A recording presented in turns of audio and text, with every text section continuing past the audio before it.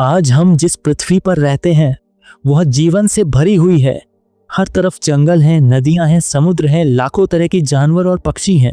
लेकिन अगर समय को बहुत पीछे ले जाया जाए, अरबों साल पहले, तो पृथ्वी बिल्कुल अलग दिखती थी। उस समय न जंगल थे, न पेड़, न कोई जानवर। चारों तरफ सिर्फ पत्थर, धूल, ज्वालामुखी और उबलते हुए समुद्र थे। आसमान में घने बादल और जहरीली गैसें भरी हुई थीं। यही थी हमारी पृथ्वी, जब जीवन की शुरुआत भी नहीं हुई थी। पृथ्वी लगभग 4.5 अरब साल पहले बनी। शुरुआती करोड़ों साल तक ये ग्रह बहुत गर्म था। ज्वालामुखी लगातार फटते रहते थे और उल्कापिंड बार बार पृथ्वी से टकराते थे। धीरे धीरे समय बीतता गया। आर्की पृथ्वी ठंडी होने लगी और लगातार होने वाली बारिश से विशाल महासागर बन गए। यही महासागर आगे चलकर जीवन की पहली प्रयोगशाला बने। कई करोड़ साल बाद समुद्र के भीतर पहली बार छोटे छोटे जीव पैदा हुए। ये इतने छोटे थे कि उन्हें आंखों से देखा भी नहीं जा सकता था। इनमें से एक बहुत महत्वपूर्ण जीव था, साइनोबैक्टीरिया। ये जीव सूरज की रोशनी का इस्तेमाल करके ऑक्सीजन बनाते थे। शुरुआत में पृथ्वी के वातावरण में ऑक्सीजन लगभग नहीं थी, लेकिन करोड़ों साल तक इन सूक्ष्म जीवों के काम की वजह से धीरे धीरे हवा में ऑक्सीजन बढ़ने लगी। यही बदलाव आगे आने वाले जटिल जीवन के लिए सबसे ज़रूरी था। अगर ये छोटे जीव ना होते तो शायद पृथ्वी पर बड़े जानवर और इंसान कभी पैदा ही नहीं होते। समय बीतता गया और समुद्रों में जीवन धीरे धीरे और जटिल बनने लगा। अब समुद्र के अंदर अजीब अजीब जीव दिखाई देने लगे। उनमें से एक था ट्राइलोबाइट। ये एक छोटा समुद्री जीव था जिसके शरीर पर कठोर कवच होता था।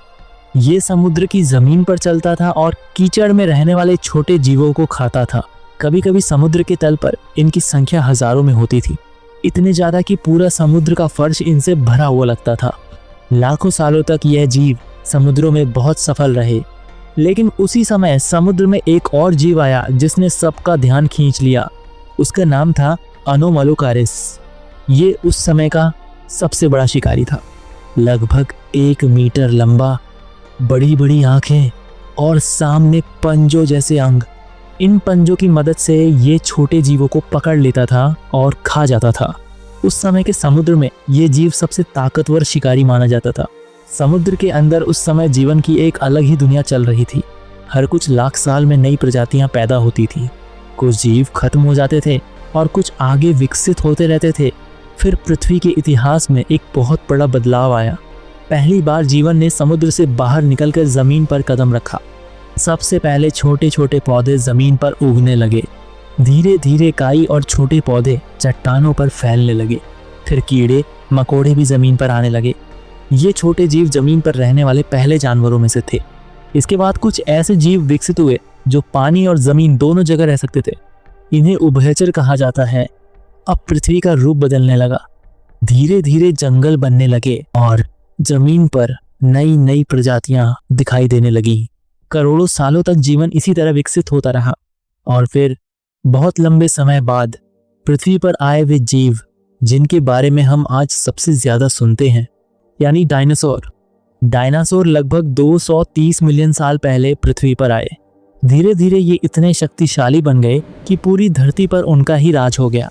कुछ डायनासोर छोटे और तेज थे, कुछ इतने बड़े थे कि उनकी ऊंचाई इमारत जितनी होती थी।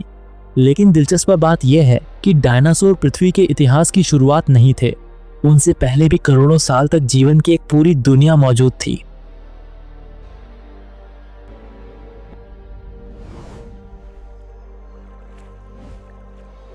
छोटे सूक्ष्म जीवों से शुरू हुई यह कहानी समुद्र के अजीब जीवों तक पहुंची, फिर बड़े समुद्री शिकारियों तक, फिर जमीन पर आने वाले पौधों और जीवों तक, और आखिर में डायनासोर तक।